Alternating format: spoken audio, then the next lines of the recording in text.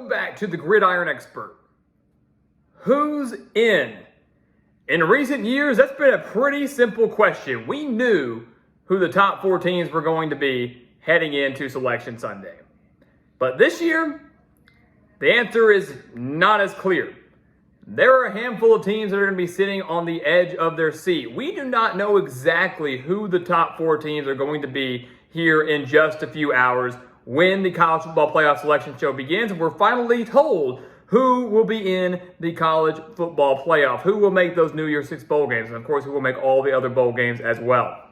Today, guys, we are here to tell you who we believe should be in, who the top 4 teams should be when the playoff is announced here in just a few hours. Of course, we'll have analysis for that going forward. We'll have bowl projections going forward. We'll have bowl predictions, both straight up and against the spread, right here on the channel. The spread predictions, though, only over on the gridironexpert.com. So make sure to go sign up for that, become a part of our GE Nation, and make some money this holiday season with the bowl season. But today, guys, we are solely focused on the playoffs. So let's just go ahead and dive right on into it here at the Gridiron Expert. So you take a look. We've got 2 columns here. We've got the GE column and we've got the possible column. This is not us. We're not talking. This is not our mind, right? This is not us saying what it should be. This is what we're saying it should be. Because right now, guys, you look at it. Number 1 and number 2 are undisputed. Georgia will be number 1. Michigan will be number 2. We know that for a fact. And if it's anything different, we've got a problem. Georgia beat LSU in the SEC Championship 50-30, concerning that they allowed 30 points and 502 passing yards to the Tigers, but regardless, did get a 20-point victory, did force 3 turnovers. Georgia, undefeated, but looking pretty dang good. They're going to be the number 1 team, no doubt about it. Michigan, they're going to be the number 2 team. They got past Purdue 43-22 in the Big Ten Championship. Did it without Blake Corum. Didn't really have Blake Corum against Ohio State. Didn't have him against Purdue. Donovan Edwards picked up the slack, 185 yards and a touchdown in that game.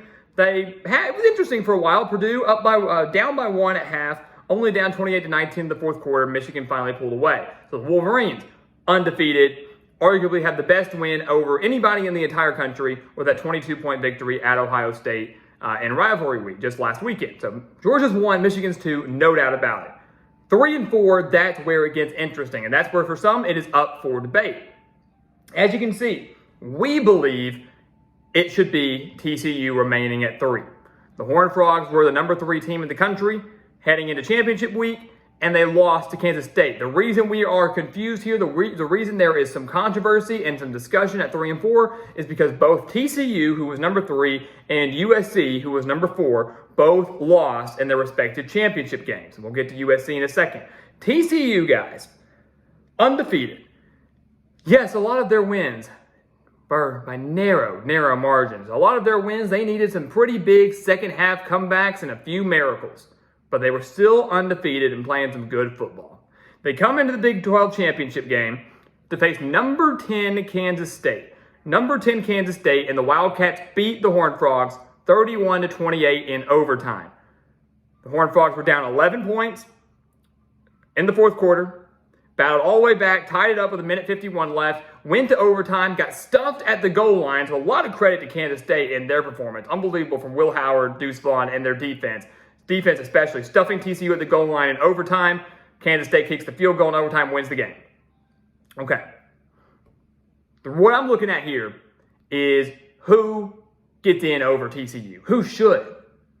Nobody. TCU has 1 loss.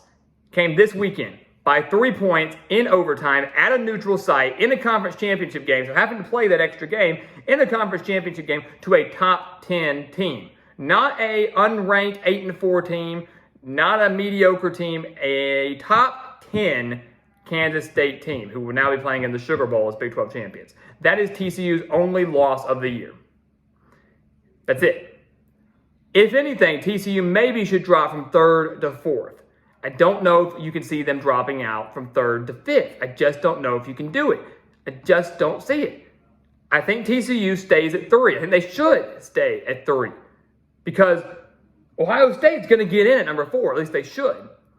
USC was number 4. They got annihilated by Utah, lost by to the Utes 47-24. They were up 17-3, and then were outscored 44-7 the rest of the way by Kyle Whittingham and the Utes. The Utes had 533 yards of offense. The defense forced 2 turnovers. They had 7 sacks. They dominated the Trojans. So USC is done. They will not be in this discussion whatsoever. They're out. Ohio State was 5th. So in theory, USC's out. Ohio State moves into that 4th spot. Some think Alabama should jump Ohio State. To me, I would really love to know how the committee would justify that. The committee has had Ohio State at 5th and Alabama at 6th. Neither of them played this weekend. I'd love to know how they could justify Alabama jumping Ohio State for that 4th spot when they've been ranked behind the Buckeyes and they did nothing to help their case. Neither did Ohio State, just the way the chips fell. But you look at this. Ohio State does not deserve to jump TCU. They both have 1 loss. TCU at least played for their championship game. TCU's 1 loss was by 3 points in overtime at a neutral site. Ohio State's 1 loss was at home by 22 points. To me, you can't make the argument that Ohio State should be above TCU. I just can't see that in any capacity. So it should be Georgia at 1, Michigan at 2, TCU 3, Ohio State 4. That is what the Final Four, that's what the playoffs should look like when it is announced and released here in just a few hours. That's what it should be. Worst case scenario, Ohio State somehow is 3, TCU is 4, but these should be your top 4 teams. Now, here is a possibility that the committee could pull on you. Get ready. It's possible. Georgia, Michigan are 1 and 2. No doubt about it. No need to discuss it. It's not up for debate. Georgia's 1, Michigan's 2 for sure.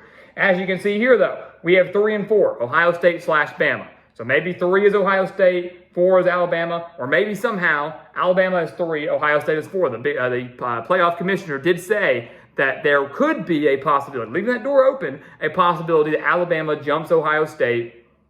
They haven't really discussed much of it yet, but they said they're leaving that door open, that it could be Alabama leapfrogging Ohio State, even though neither of them have done anything. That's a legit possible. So Georgia 1, Michigan 2, and in some capacity, Ohio State, Bama 3 and 4. That's possible. My gut would say if this is the case, guys, if the committee says, TCU, sorry, you're out. We're dropping you all the way to 5th. Ohio State and Bama, you're in. The committee would find a way to jump Bama over Ohio State. And here's why. If Alabama is 3, it would be Georgia versus Ohio State, Michigan versus Alabama. You have now opened the door for a potential Georgia-Alabama national championship again, or Michigan-Ohio State national championship.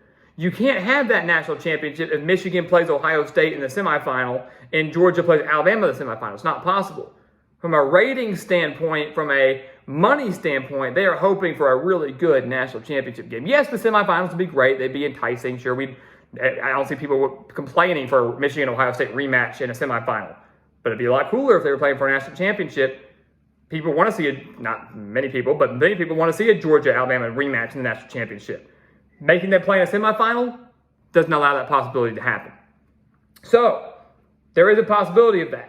So you could see Michigan, Ohio State, Georgia, Bama, or you could see Georgia, Ohio State, Michigan, Bama.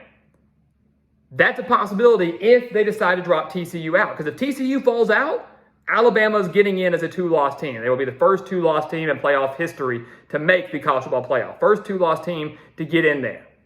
Yes, their losses are not bad. 2 losses by a combined 4 points to Tennessee and LSU. Not bad losses at all. But I believe there are a lot of people out there that would be pretty furious if Alabama somehow leapfrogged TCU in there. 2-loss Alabama team who do not play for their conference championship gets in above a 1-loss TCU team who did play for their championship and only lost that championship by 3 points in overtime. There's something to be said for that. And TCU, also go back and look at their strength of schedule, look at their record, look at who they beat, does have some quality victories on their resume, has played solid ball. Yes, the ranked teams that they beat are no longer ranked now. Kansas, Oklahoma, Oklahoma State, none of them are ranked really anymore, so that it kind of loses some of its luster, but it still does count for something. This is the controversy we're dealing with here, and we're going to get those answers here in a few hours, guys. This is what the top 4 to me should look like. This is my playoff. My playoff is this: Georgia, Ohio State, Michigan, TCU. That's what it looks like. But there is a very good possibility and a chance that you should not be surprised if you see Georgia and Michigan, and then in some capacity Ohio State and Alabama. The only difference between these is the committee drops TCU out. So really that TCU is the caveat here. Does the committee keep TCU in, or do they boot TCU out? And if the Horned Frogs are out, Alabama is in? That is the question we have to ask ourselves. That's what we do not know is going to happen, but we'll have those answers here in just a few hours. And of course, we'll be breaking that down for you over the course of the next few days. We'll be breaking down the New Year's Six bowl games. We'll be talking about the playoff. Will there be controversy? Will there not be controversy? Stay tuned, guys. It's going to be a pretty wild morning and a wild afternoon, and we'll have you covered here on the channel. Of course, over on Twitter, on our website. Make sure you go check it all out. But let's get ready for playoff selection Sunday and get ready for the postseason. It's college football bowl season, guys. Arguably the best time of the year. So guys, as always, thank you so much for watching us here at the Gridiron Expert on YouTube. Make sure to continue to like, comment, subscribe, share our videos, and of course, check out everything down in the description below. Again, we want you to sign up for our Expert Picks, guys, where you will find spread picks for every single bowl game and every single playoff game. We have packages for that coming out very, very soon. Go check it out. Link down in the description below. And once again, guys, as always, thank you so much for watching, and we'll see you next time right here on the Gridiron Expert.